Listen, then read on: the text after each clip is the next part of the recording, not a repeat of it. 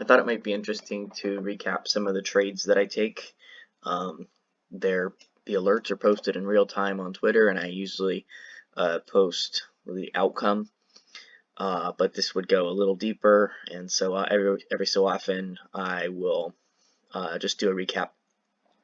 So this is trade 32. It took place on October 14th. Again, the alerts are available on Twitter, and I plan to run it daily if possible. So what we see here is a chart from about 9 a.m. Pacific time to 7:30 p.m. Pacific time on October 14th. You have the black line, which is the actual Bitcoin price. You have a rolling average over a 2-hour analysis time frame. And you have an upper and lower Bollinger Band, which are two standard deviations from that rolling average. You also have a metric of volatility, or what I look at it as is potential profit, if in terms of a mean reversion. And so when this is green, that means it's meeting my minimum profit criteria of 50 basis points. This is one requirement, and the other requirement is that for a trade to be triggered, the price has to fall below the Bollinger Band. Which then is defined as oversold and something I would consider buying into. So in this window for this trade, I again started it at about 9 a.m.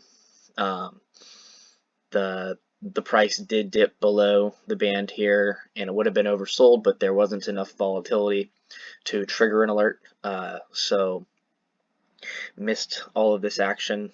However, when the volatility returned and there was a cross below the Bollinger around here, this was this afternoon. I was actually on a run when it happened, but I did take the call. Got in about 57.1 and change, and set the sell at about 57.4 immediately. So the way I am handling these is I get the alert, I'm actually placing a market order, understanding that I'll get filled at the ask at this point. Set a limit sell immediately for my expected gain, roughly 57.4, and then I wait.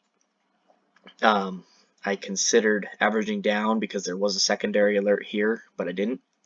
And so you see the price trailed down, but then reversed, pulled up, and then went aggressively into my limit sell.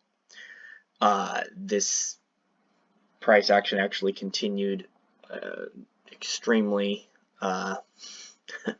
positively after that. It was kind of unexpected given the movement of the day, but I try to stick to the statistics behind the price action. So a summary of the actual play: got in about 57.163, got filled at 57.375 for exit, and that's a gain of 37 basis points for being in Bitcoin for about an hour. I'll continue to post these and recap as it feels necessary, but this is, I'm really looking to follow the rules on some of the main criteria, only act on them with a small portion of the account to begin with, scale in, average in if necessary, and the strategy doesn't really chase the upside that much. It's more about capturing the mean reversion, which has proven reliable. It's a bit boring, but I'm going for consistency here. So I'll try to post again tomorrow or whenever the next trade occurs. More to come.